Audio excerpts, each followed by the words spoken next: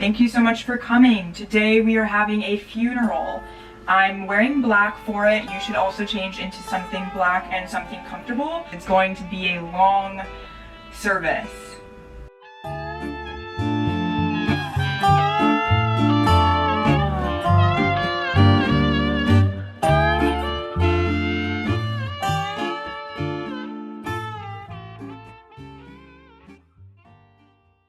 My name is Bianca. Welcome back to my channel if you've not already been here. I was so ready to sit down at my camera and just have a simple video. It was going to be a closet clean out, like spring cleaning, preparing for the new season. But in planning the video, I found myself getting extremely sad because I was thinking about last spring, in the year 2020, when it was on the day, March 13th, that New York City completely shut down. We were told to isolate, quarantine, not see our friends, and this is after 4 months of a very long winter, where we were already doing those things. I found myself getting so bothered by the fact that nobody's talking about how spring was literally like bamboozled, stolen, robbed, gypped from us last year. On a more serious note, COVID-19 stole so many things from us. It stole jobs for some people, relationships for some, it stole stability, it stole loved ones, it stole peace from a lot of people, and I think it's really crazy that we've sort of just kind of moved on as if it didn't happen. That bothers me. It feels apathetic, and it feels like knowing your friend went through a really hard loss and just patting them on the back and never asking them how they're doing. So I'm going to be your friend who's going to ask you how you're doing. I want to clean out my apartment, prepare for spring, but also talk about 2020 and how freaking painful it was, but then also wrap it up with some positivity and some hope and share things that I believe I learned during COVID-19 and the pandemic and quarantine. And I don't know, I hope that this can be like healing. Let's sit through this funeral. If you cry, I have put tissue boxes in the comments section. Let's talk about our pain. Let's mourn together so that we can move forward together. Let's mourn the loss of the entire year of 2020. I have no idea where to start. I've never done this before.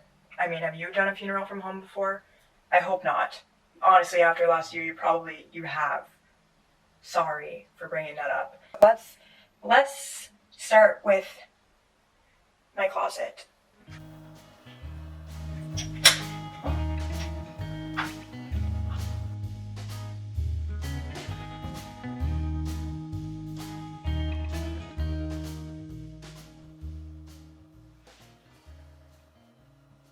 So what were you guys doing when the news of COVID-19 hit? I personally was babysitting a 9-year-old in Brooklyn. I was on a trampoline with her, and I remember finding out that she was no longer going to go to school, that they were just going to play it by ear, and I was absolutely shocked because I was just like, okay, what does that mean for my job? What does that mean for me? And the family ended up sending me home, and then we didn't talk ever again. That brings us to the first stage of grief, which is denial. I was just not at all feeling anything. I was like so numb that I remember all of my roommates had left home because they went to places where they could isolate, or they went back to where their families lived, and I was home alone for like 3 months probably. In a 4-bedroom apartment, being so hit with so much apathy and denial of the state of the world. I stopped watching the news, I stopped texting my family, I just stopped even caring because I was just like, oh great, so we found out the world is exactly what we knew it was not feeling sad, was not feeling happy, was just apathetic, and it was a really actually terrible time looking back. And I remember just being happy that I could work from home, but I didn't care about anything, which is so not like me, and it was actually really sad. So, and then also what came along pretty well with the denial was this feeling of striving, like how everyone on social media is like, you've never had this much free time in your life, do everything that you possibly can, like write a book, write an essay, make a movie, like shoot a documentary, like save all the kids in Africa. Like we're going through a pandemic, and literally how much is it like us humans to strive to do everything that we can to be the best people possible without even first processing our emotions? Which brings us into stage 2, which is anger. I realize now why I've been so emotional. It's, of course, because I'm on my time of the month. I'm gonna eat something. Gonna make a little hummus wrap, and hopefully I'll feel better.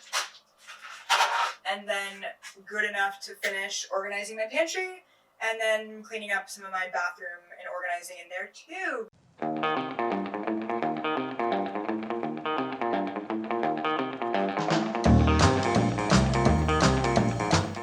So the second part of grief that I felt during COVID/2020 was anger. I realized how much anger I had within me when the death and killings of Breonna Taylor, George Floyd, and Ahmaud Arbery happened, all within the span of the same 5 months. And even now, with what happened this past week in Atlanta with the shootings, the white man killing the Asian women in the massage parlors, I'm just like, is it ever going to stop? Like, is racism ever going to stop? Like, I remember there was a good month or two that I wasn't able to wake up in the morning without, like, anxiously going to my phone and checking the news and checking what's on social media. It's just too much for us to handle at one time, and I don't know why we all act like we're fine reading bad news all the time. And then with the election, we won't go into the election, but yeah, there were just so many times that I was just angry with seeing people's true colors. And like,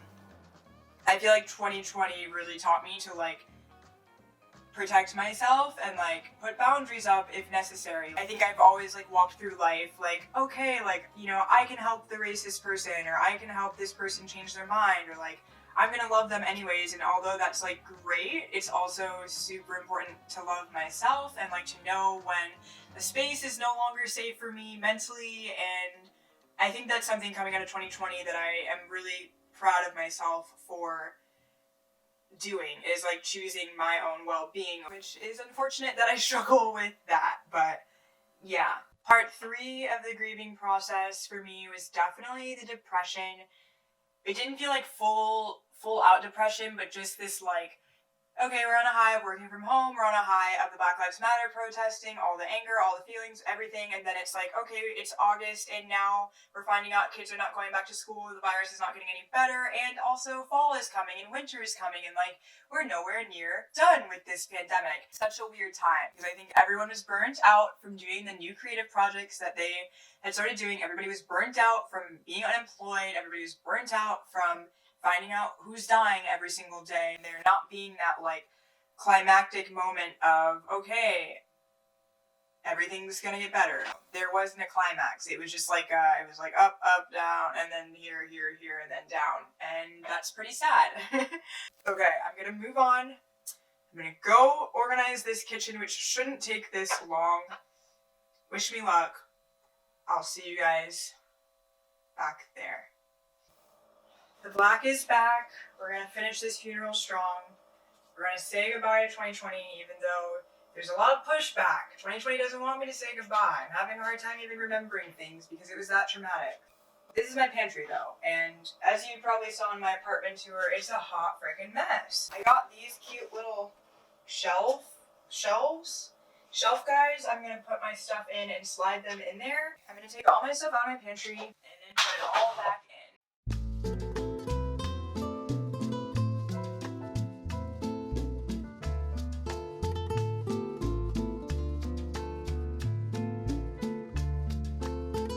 Alright, the last stage of grief, acceptance. I really don't know if I'm even in this stage yet. I really don't know, which probably means I'm probably not in this stage yet.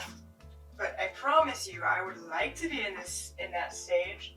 I would like to accept where we are. I guess something I'm working towards, which would help me accept, you know, the reality of last year, is just overall staying present in my life. And I think something that was so hard about 2020 was the fact that it literally came out of nowhere, just like every traumatic thing that happens in life sometimes, always, usually comes out of nowhere. Because we've had a year now to like live through what's happening, I do feel like it's easier to wake up every single day and not freak out that we're in a pandemic and feel that anxiety, but like not let it control me.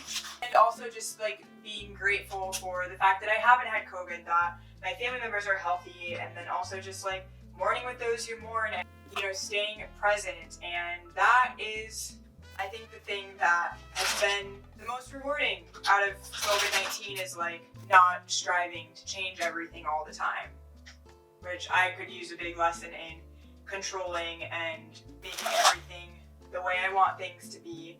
And I think 2020 really kicked me in the ass. I think I've accepted.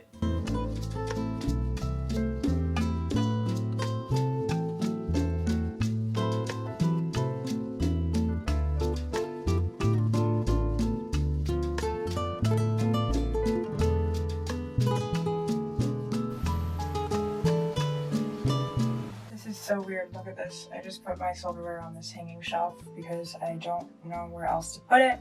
I should get a silverware holder and just put it here, and then I can put my forks, spoons, knives in there. That would work, but I feel like this is actually as organized as my pantry has been since living here. These little things look so weird, but I'm just glad that there's no longer a mess of stuff everywhere.